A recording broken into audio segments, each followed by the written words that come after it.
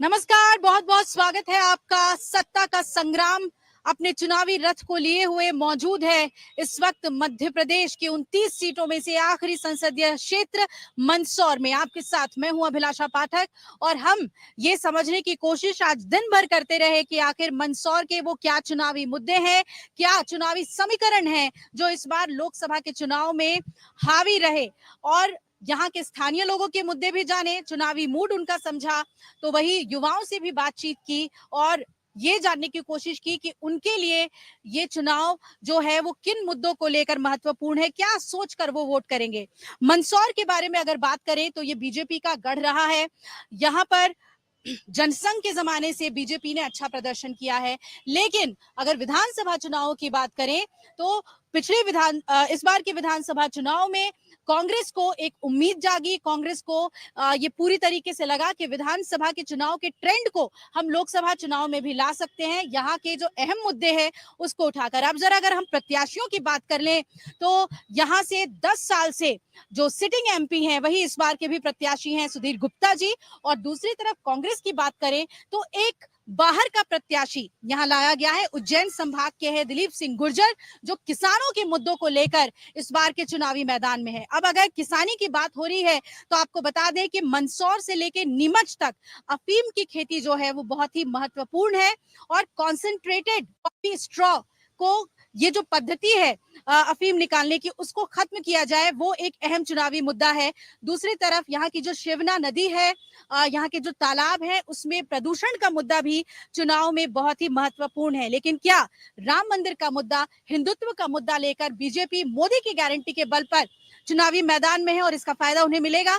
यही समझने के लिए यह चुनावी दंगल है। आइए सीधा रुख करते हैं, जो भाजपा के नेता और कांग्रेस के नेता मेरे साथ मौजूद हैं, उनसे सवाल जवाब करेंगे। पहला सवाल बीजेपी से ही, क्योंकि गढ़ कहा गया है पूरे मंदसौर को बीजेपी का, लक्ष्मी नारायण पांडे जी 11 बार के चुनाव में 8 बार वो जीते, तो गढ़ तो है, लेकिन विधानसभा चुनावों में आपको एक इशारा जरूर जनता ने दे दिया कि अब ये राह इतनी आसान नहीं है। दीदी, बिल्ली के भाग्य से छिका फूट गया था। मंदसौर विधानसभा पे जनता का विश्वास हमेशा है। नगर पालिका से लेकर सारी संस्थाएं हमारे पास है। गलती से जनता अपनी गलती सुधारने के लिए प्रयत्नशील भी है। एक गलती जनता से हल्की से हो गई थी कि लगभग 2000 वोटों से विपिन जैन जी जीत गए थे, पर ना तो कांग्रेस के पक्ष में माहौल है, ना कांग्रेस को जनता पसंद करती है। ये भारतीय जनता पार्टी का गढ़ था, है और रहेगा। दीदी 8 सीटें थी, 8 में से 7 भाजपा के पास है, एक ही गई दीदी बस। तो आप ये कह रहे हैं कि जो मार्जिन है वो मार्जिन बहुत कम है। बहुत कम, 2000 वोटों से जीते थे और मात्र गलती से जीत गए थे दीदी। जनता का ना तो इसने कांग्रेस के साथ, गलती भी बताइए ना, क्या गलती थी? कुछ चूक रह गई दीदी हमारी, उसका फायदा इनको मिल गया जी। चूक से इनका कहना है, जो कैमरे के सामने नहीं बोल रहे हैं, लेकिन यहाँ की जनता ये कह रही है कि चाहे वो यहाँ के विधायक हो या सांसद हो, आम लोगों के बीच उनकी पैठ उतनी नहीं है, आम लोगों तक वो उतना पहुंचते नहीं है। और ये सिर्फ मंदसौर की जनता नहीं, पूरे मध्य प्रदेश की बात करें तो सांसदों का रिपोर्ट कार्ड अच्छा नहीं है, लेकिन पीएम मोदी की गारंटी पे लोगों का बहुत भरोसा है। कैसे देख रहे हैं इस बार के चुनाव को? लोकसभा में कुछ जादू चल पाएगा मंदसौर में? ये पूरा के पूरा चुनाव जो है सन 2009 के परिदृश्य पे केंद्रित हो गया। सन 2009 में लोकल मुद्दों पर चुनाव लड़ा गया था, वो की भी परिदृश्य सन 2024 में भी लागू हो गया। अभी हमारे अरविंद भाई कह रहे थे कि कुछ गलतियां हो जाती, कुछ हो जाता है, लेकिन मैं स्पष्ट कर दूं, जब जब भारतीय जनता पार्टी को अहंकार हुआ, जब जब लगा है कि भाजपा अहंकार में आ गई, तब तक भाजपा को हराया गया। एग्जाम्पल इसका मैं देता हूं, मंदसौर में सीएम आते हैं, मोहन यादव जी, वो कहते हैं कि हम तो फॉर्म भर देते हैं और घर जाकर सो जाते हैं, तब भी हम जीत जाते हैं। इस बार भी भारतीय जनता पार्टी अहंकार में है, वो सन 2009 का इतिहास दोहराया जाएगा। अहंकार में भाजपा के नेता, ऐसा क्यों कह रहे हैं? देखिए, इसको अहंकार नहीं, इसको हमको हमारे मतदाताओं पे भरोसा है। 2003 से पहले मतदाताओं को आपके सांसदों पर भरोसा है, विधायकों पर भरोसा है भाजपा के, या फिर मोदी की गारंटी पे भरोसा है? विधायकों, आखिर काम कहाँ से होगा? हमारे विधायक काम ग्राउंड पे नहीं करेंगे तो कैसे होगा? हमारे मध्य प्रदेश में 2003 से पहले बेटियों को कोख में मार दिया जाता था। आज मध्य प्रदेश में भारतीय जनता पार्टी की सरकार ने बेटियों को लाडली लक्ष्मी बनाया, लाडली बहना बनाया। ये सब मध्य प्रदेश की सरकार में हुआ। इसलिए मतदाताओं को भरोसा है कि अगर विकास कर सकते हैं तो और हमारे हमारे लिए अगर कोई सोचेगा तो भारतीय जनता पार्टी सोचेगी। उस आधार पे हम कहते हैं कि हम वोट मांगने नहीं जाते, हमारा काम हम करते हैं। लेकिन जैसा हमारे सीएम साहब ने कहा, उनका तात्पर्य ये था कि हमारे ऊपर हमें हमारे मतदाताओं पे भरोसा है कि हम फॉर्म भरने के बाद में सिर्फ उनसे राम राम कहने जाते हैं और वोट हमें मिलता है। जी जी जी, एक बहुत अहम मुद्दा है यहाँ का अफीम का, और अब जो कांग्रेस प्रत्याशी दिलीप गुर्जर ने उठा दिया है ये मुद्दा, क्या लग रहा है इसमें बीजेपी से आप लोग कैसे काउंटर कर रहे हैं, लोगों को क्या समझाने की कोशिश कर रहे हैं? और जरा बताइए ये कॉन्सेंट्रेटेड पॉपी स्ट्रॉ जो पद्धति है उसका क्यों इतना विरोध हो रहा है? देखिए, यहाँ का आम नागरिक और प्रत्येक जो भी किसान है, मोदी जी की योजनाओं से और शिवराज जी और हमारे सिटिंग सीएम साहब मोहन जी यादव की योजनाओं से सब संतुष्ट है। और ये सिर्फ कांग्रेस का सिर्फ यही काम है, झूठ बोलो, जोर से बोलो और उसके ऊपर राजनीति करो। बाकी किसान आज सब खुश है केंद्र की योजनाओं से भी। और रहा सवाल, उनका गुर्जर जी का कहना है कि ये जो कॉन्सेंट्रेटेड पॉपी स्ट्रॉ सिस्टम है इससे जो है किसानों को बहुत नुकसान हो रहा है और राज्य सरकार का उस ओर ध्यान नहीं है। नहीं, ऐसा कुछ नहीं है। सरकार का सभी ओर ध्यान है, सभी की तरफ सरकार अपने स्तर पर काम कर रही है। आइए कुछ और लोगों से बात करते हैं। आप बता पाएंगे ये क्या ये जो अफीम का मुद्दा जो उठाया हुआ है कांग्रेस ने, ये क्यों इतना महत्वपूर्ण है इस क्षेत्र के लिए? महत्वपूर्ण इस क्षेत्र के लिए इसलिए है कि जब जब भी पट्टे वितरण होते हैं उस समय भी आम किसानों को तकलीफ आती है। मुखियाओं के द्वारा पैसा लिया जाता है, उसमें कहते हैं कि हम सब तक पहुंचाना पड़ता है, ये नारकोटिक्स विभाग वाले बताते हैं। और उसके बाद मेरा खुद का पट्टा कटा हुआ है 4-5 में, वो इस वर्ष मिलेगा, अगले वर्ष मिलेगा। मैं खुद, मेरे पास रिकॉर्ड पूरा है, नीमच फैक्ट्री की जांच भी उसमें है। उसके बाद आज तक मिला नहीं और ये कहते हैं कि ये पात्रता में नहीं आ रहे, जबकि मेरे साथ जो 4-5 पट्टे कटे थे मेरे साथ ही, और वो भी फैक्ट्री में नीमच मेरे साथ आए थे जांच के लिए, वो पट्टे इसी वर्ष मिल गए। मतलब अच्छा, हम दर्शकों को बता दें कि सरकार जो है वो पट्टे देती है किसानों को, खेती करवाती है, लीगली इसकी खेती होती है, क्योंकि जो पॉपी है, पॉपी का इस्तेमाल कई दवाइयों में भी होता है। लेकिन हम सभी जानते हैं कि किस तरीके से नशे के लिए भी उसकी तस्करी होती है। ये मुद्दा आखिर कांग्रेस ने क्यों उठाया है, जबकि यहाँ पर नदी का भी एक बहुत महत्वपूर्ण मुद्दा है और कहते हैं कि नदी के मुद्दे पर ही आप यहाँ पर जीत पाए थे। अब ये अफीम का मुद्दा क्यों उठाया गया? सीपीएससी पद्धति से जो अफीम किसान कर रहे हैं वो सबसे बड़ा क्षेत्र है। इसे काले सोने का क्षेत्र भी कहा जाता है कहीं ना कहीं। और सीपीएससी पद्धति से जो किसान अफीम की खेती कर रहा है वो किसान सिर्फ बंधुई मजदूरी कर रहा है आज की कंडीशन में। उस किसान की आवाज उठाने वाला कोई नहीं है। और जब भी अफीम डिपार्टमेंट में किसी आदमी का नाम अगर बाई या भाई हो जाता है तो उसको सुधरवाने के लिए 1 से 1.5 लाख रुपए लगता है। उसका कमीशन सीधा जो है सांसद जी के लोगों द्वारा उस तक पहुंचाया जाता है। वो किसानों की बहुत बड़ी ये चीज है। और मैडम आपको दूसरी चीज बता दूं आपको कि यहाँ की जनता काफी समझदार है। पिछले विधानसभा चुनाव में भी यहाँ की जनता ने करके दिखाया और इस बार लोकसभा के चुनाव में भी यहाँ के सांसद सुधीर जी गुप्ता ने बिना टिकट के लोगों को फॉरेन की, ऑस्ट्रेलिया की यात्रा कराई और हथेली पे हाथी दिखाया। यहाँ की जनता इस बार उनको हथेली पे हाथी दिखाएगी। ये हथेली पे हाथी का मतलब क्या है? बिना टिकट के फॉरेन की यात्रा जिस तरह से कराई ना, उस तरह से हथेली पे हाथी इस बार जनता दिखाएगी, करके दिखाएगी। ये मध्य प्रदेश में मंदसौर जिले में कांग्रेस की सरकार में मात्र 12 से 15,000 पट्टे थे। 2014 के बाद जब से सुधीर गुप्ता जी सांसद बने हैं आज लगभग 1.25 लाख पट्टे हैं। अफीम के किसानों की स्थिति सुधरी है। पद्धति पे इतना सवाल क्यों है? ये जो सीपीएससी जो पद्धति है, कॉन्सेंट्रेटेड पॉपी स्ट्रॉ का, सरकार तय करती है, पूरा लाभ किसानों को मिल रहा है। ये सिर्फ गुमराह कर रहे हैं कांग्रेसी। पहले भी कांग्रेसी ने गुमराह करा किसान आंदोलन के नाम से कि हमने मंदसौर जिले में किसान आंदोलन पैदा किया, चलाया, और इनके खुद के नेता ने वहां स्वीकार किया। राजस्थान में अशोक गहलोत जी के पास वीडियो है कि हमने आंदोलन किया था, किसान आंदोलन। ये सिर्फ गुमराह करते हैं, गुमराह करने के अलावा कुछ नहीं करते हैं। ना तो किसान लूटपाट करता है, ना किसान चोरियां करता है, ना किसान आग लगाता है। किसान के नाम पे कांग्रेसियों का आंदोलन था जो पूरी तरह जनता ने नकार दिया श्रीमान, और ये पूरी तरह फर्जीवाड़ा कर रहे हैं। किसान खुश है, जनता खुश है, महिलाएं खुश है।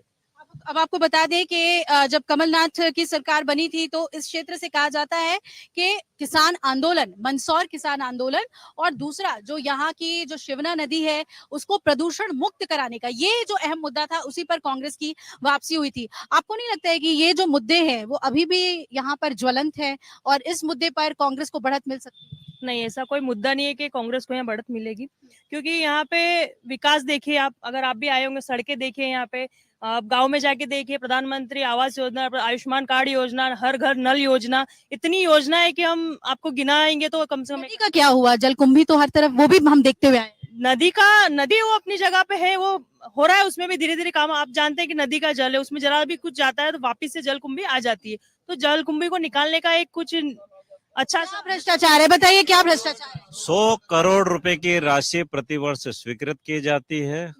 और नदी, सबसे पहले तो मैं आपको स्पष्ट कर दूं कि नदी कांग्रेस का मुद्दा नहीं है।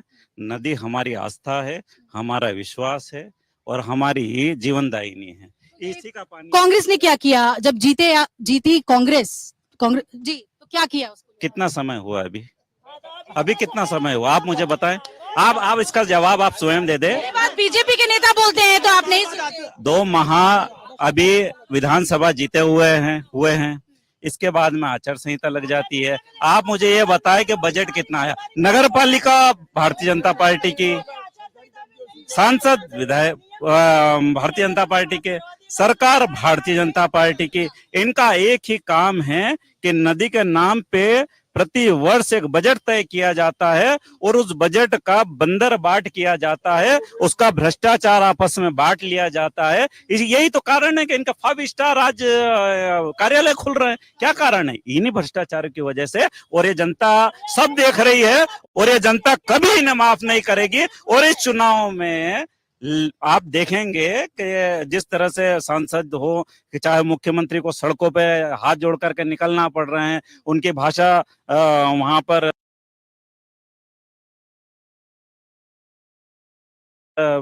मुफ्त वाली क्या भाषा थी आदि।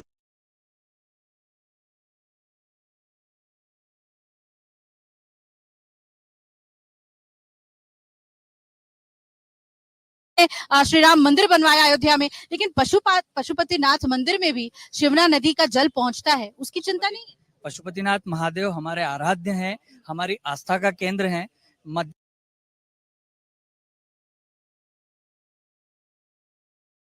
प्रदेश की सरकार और केंद्र की सरकार ने मिलाकर के 30 करोड़ रुपए का बजट पहले चरण में पास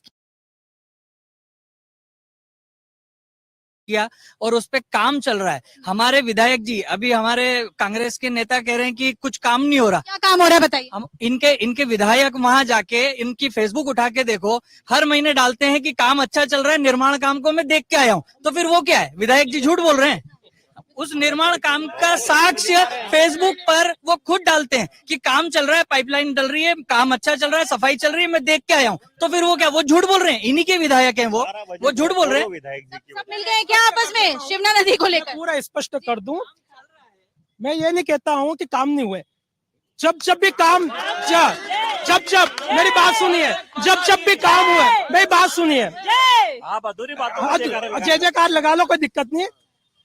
शिवना नदी पे जो 7 किलोमीटर की जो गंदी हो रही है, उसमें नगर पालिका से लेकर के मध्य प्रदेश सरकार, जिसमें शिवराज जी बैठे थे, कल बजट पारित किए गए और उन्हें कागज पे खपाया गया। मैं स्पष्ट कर दूं कि जो 5 साल पहले नगर पालिका परिषद थी, उसमें अपने चहेते ठेकेदार को 35 लाख का ठेका दिया गया। मैं स्पष्ट कर दूं, ठेका दिया गया और वो पाइप बह गए। अभी हमारे विधायक जी निरीक्षण इसलिए कर रहे हैं ताकि पहले जो सैकड़ों करोड़ जो रुपया जो पानी में व्यर्थ भाग गया, वो व्यर्थ नहीं जाए और योजना अच्छी ढंग से चले, वो बेहतर काम हो, बेहतर से बेहतर काम हो, इसलिए बार बार निरीक्षण करने जाते हैं और उनकी प्लानिंग है कि विधायक निरीक्षण करने के लिए आते हैं। मुख्यमंत्री की बात कीजिए, मोहन यादव जी जाकर शिप्रा नदी में, उज्जैन में डुबकी पॉलिटिक्स करते हैं, कांग्रेस के वहां के प्रत्याशी डुबकी लगाते हैं, तो फिर वो भी डुबकी लगाते हैं। तो शिप्रा नदी को वो कह रहे हैं कि हम बिल्कुल स्वच्छ कर रहे हैं, तो यहाँ पे उनका ध्यान नहीं है। प्रत्याशी डुबकी लगाएंगे, वो मोहन यादव जी लगाएंगे, इसका क्या मतलब है? वो तो महाकाल में जन्म लिया है, वहां से जुड़े हुए हैं, वो तो डुबकी रोज ही लगाते हैं वो। उससे क्या फर्क? क्यों लगानी पड़ी? क्या वो डुबकी सभी लगाते हैं, हम भी लगाते हैं डुबकी, वहां जाएंगे आप भी लगाएंगे, नदी में डुबकी लगाते हैं। हाँ बिल्कुल, जहाँ पे पानी लगाते हैं डुबकी लगाते हैं, उसमें क्या है? जलकुंभी, इतना जो जलकुंभी फैला हुआ है, ये बारिश के वो पानी जो ठहरा हुआ है उसकी वजह से जलकुंभी है। तो काम क्या हो रहा है ये बताइए? पानी जब आएगा ना, जलकुंभी सारी निकल जाती है। वो पुराने जो बजट, चलिए आम लोगों से बात करते हैं। आप बताइए, काम हो रहा है? काम हो रहा, सब बढ़िया, साफ सफाई बढ़िया हो रही है भाई। ये तो जलकुंभी तो आती जाती रहती है, इसका तो कोई निराकरण ही नहीं है। करके कराती है। आप बताइए, काम हो रहा है यहाँ पे? काम तो नहीं हो रहा है। जल कुंभ भी एक भिजवाड़ा है। जितना गंदा पानी आता है तो ये शासन को चाहिए कि जल कुंभी को कैसे हटाया जाए। मैं रतलाम रहता हूँ, हमारे रतलाम में अमृत सागर आके देख ले कि कैसा सफाई करा दी हमने। मैं किसी पे आरोप नहीं लगा रहा हूँ, ना बीजेपी ना कांग्रेस। नो कांग्रेस। मैं यहाँ आया हूँ तो मैं इन्होंने पूछा उसका उत्तर दे रहा हूँ। तो ये इनको अगर शिवना नदी का नहीं तो देखने को मिल रहा है। आप बताइए, आप काफी समय से यहाँ पर होंगे, नहीं तो कांग्रेस को भी मौका मिला है।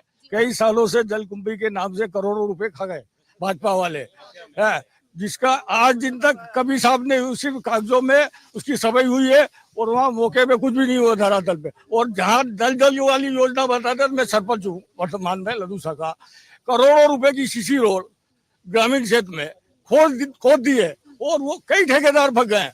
इतना भ्रष्टाचार है उसमें, और करोड़ों की यानी पाइपलाइन डाल रहे हैं, लेकिन वो करोड़ों का शासन का पैसा लगा हुआ, उसको खोद दिए, पूरी बोट कर दी। यानी उस पाइपलाइन, जहाँ पाइपलाइन पूर्व में है उसको भी खोद रहे हैं, उसको भी, अरे बात सुनिए साहब, उसको भी खोदा है, उसको भी खोदा है, और करोड़ों रुपए की रोड को खत्म कर दिया। पानी नहीं पहुंचा, हर घर नहीं पहुंचता, फिर से डालना चाहिए ना। नई पाइपलाइन अगर फूट रही है, सुविधा मिली नहीं है तो कार्य किस काम का? जब उसके अंदर पाइपलाइन फूट गई, आपके हाथों फूटी है ना, सामने वालों का पानी नहीं जा रहा है तो आप उसके अंदर नया डालिए ना। आप उसका बिगाड़ा करके क्यों जा रहे हैं? अधूरे काम को क्यों छोड़ रहे? फिर बोलते हमने पूरा कर दिया, क्या करे? नदी देखो पूरी गंदी पड़ी है। सुनिए इनको दुख इस बात का हो रहा है कि किसानों की स्थिति सुधर रही है। अभी बोल रहे ना, अब पहली बार आजादी के बाद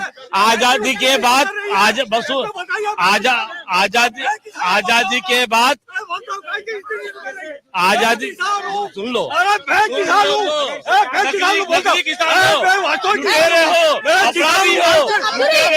अपराधी हो, किसान नहीं हो।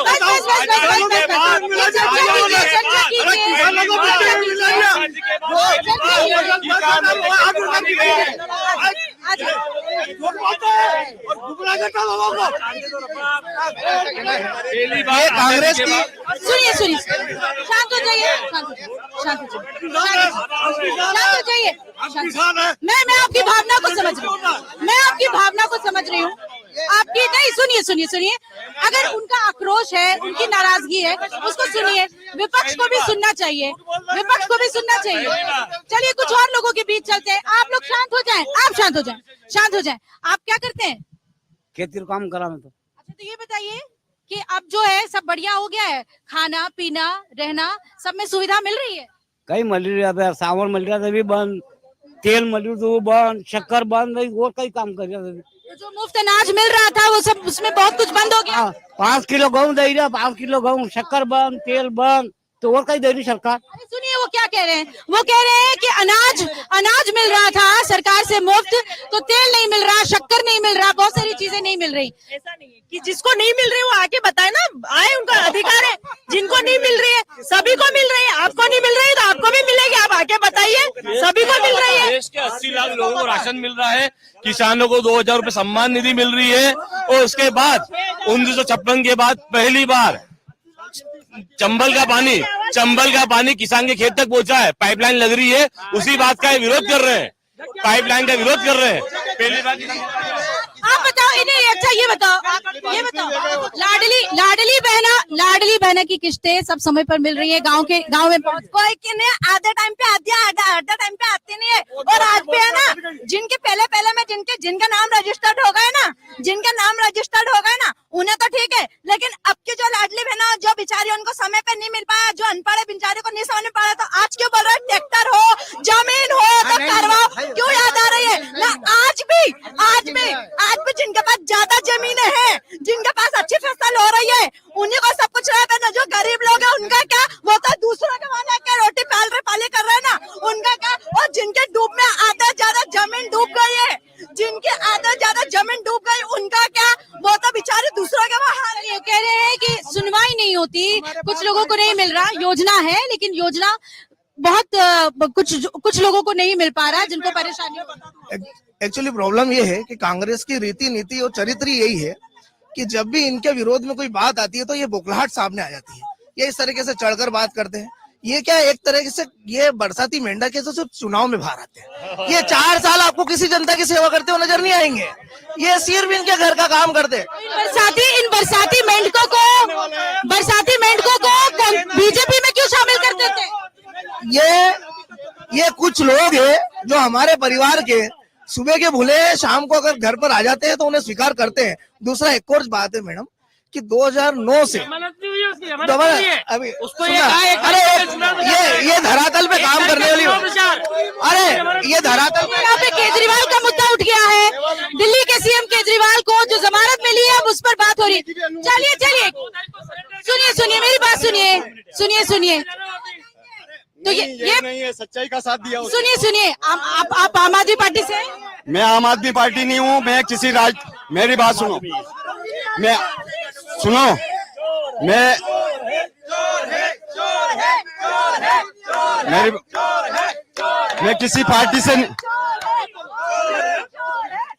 किसी पार्टी से लेना देना नहीं। जो सच्चा इंसान होगा सच्चाई का साथ देंगे। हमने 2 बार सुधीर जी को वोट दे के देखा है। हमने 2 बार सच्चाई का साथ दिया, आदमी देख के दिया, हम पार्टी के साथ थे। सुधीर जी को 2 बार हमने वोट दे के दिया, रतलाम जावरा से लगा के ने अपने नीमच लोकसभा क्षेत्र में। अभी तक भी 10 साल में उनने क्या किया है? एक भी उद्योग डाल देते छोटा तो गरीब जनता पनपती उसमें। क्या हॉस्पिटल के नहीं किया उन्होंने। हॉस्पिटल की देन नहीं, आप कुछ कह रहे थे? केंद्र सरकार की योजना है। चलिए अब बहुत हो गया, शांति जी आप बताइए। देखिए एक सेकंड जो आपके क्वेश्चन का मैं सुन रहा था, आपने जो दिया सुधीर गुप्ता जी ने क्या किया है मैं बताता हूँ। उद्योग भी डाल देते गरीब। अरे मैं आपको बता रहा हूँ ना, इनके माध्यम से बता रहा हूँ। केवल जमीनें खरीदना कोई बात नहीं, ये तो देखो आरोप लगाना आपका गलत है। आप यहाँ मेडिकल कॉलेज देखा आपने? केंद्र सरकार की तो केंद्र सरकार कैसी बातें कर रहे हैं? मेरी बात सुनो, सुधीर गुप्ता जी मेडिकल कैसी बातें कर रहे हो? आप खुद सोचो, ठीक है। सुधीर गुप्ता जी ने मेडिकल कॉलेज दिया है, रेलवे का दोहरीकरण किया, इलेक्ट्रिफिकेशन किया गया है, जो 8 लेन का हाईवे निकल रहा है दिल्ली। अरे तो भैया कैसी बात कर रहे हो यार? हम जो काम किया, आपने बोला क्या काम किया, आपके नीचे माध्यम से मैं आपको काम गिनवा रहा हूँ, तो कह रहे हो केंद्र की योजना है। अरे आपको समझ है कि नहीं कुछ? चलिए ये सत्ता का संग्राम के चुनावी रथ को हम यहाँ पर विराम दे रहे हैं और मंदसौर की जनता परिपक्वता से वोट करेगी। मंदसौर की जनता 13 मई को यहाँ मतदान करेगी। शांति, मुझे बोलने दीजिए प्लीज। एक बहुत ही गर्मा गर्म चुनावी चर्चा मंदसौर में हुई। हमारे चुनावी रथ को हम यहाँ पर विराम दे रहे हैं। कई मुद्दे हैं यहाँ पर, किसानों से जुड़े हुए, यहाँ की नदियों की सफाई से जुड़े हुए, और मोदी की गारंटी का भी मुद्दा है। अब देखना है कि जनता किस बात पर वोट करती है। ये चुनावी रथ यहाँ रुक रहा है, लेकिन उसके बाद जो 5वां चरण है उसके चुनावी मूड को हम आप तक आगे पहुंचाएंगे। आपसे गुजारिश है कि आप स्टोर पे जाकर अमर उजाला को जरूर डाउनलोड करें।